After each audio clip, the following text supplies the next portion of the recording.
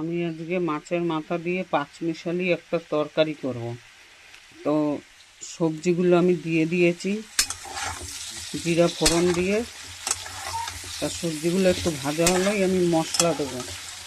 মশলার মধ্যে যেহেতু পাঁচমিশালি সবজি, যার জন্য আমি মশলা নিয়ে নিয়েছি। এখানে তোমার আদা, জিরা, ধনে, লঙ্কা, এই কটা জিনিস আমি নিয়ে নিয়েছি, পেস্ট করে নিয়েছি। মশলাটা আমি দেবো এবার। আমি কিন্তু এখানে 1 চামচ হলুদ, 1 চামচ নুন, মশলাটা দিয়ে দিয়েছি। এবারে ভালো করে আমি এটাকে কষিয়ে নেব। কষিয়ে তারপরে জল দেবো।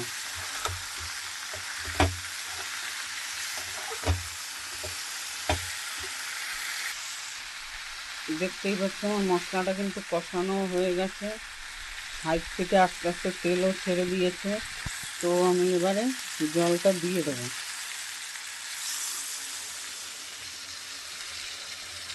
জলটা আমি পরিমাণ মতন দিয়ে দিলাম। একটু ফুটে উঠলে মাছের মাথাগুলো দেব।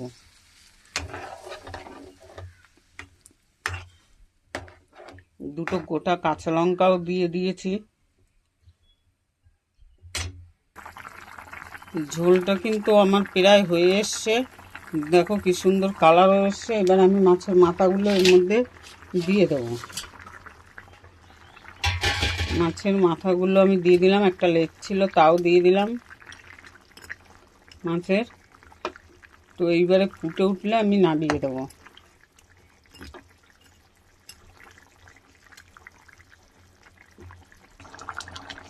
আমার কিন্তু এই তরকারিটা দেখো তোমরা হয়ে গেছে পুরোটাই।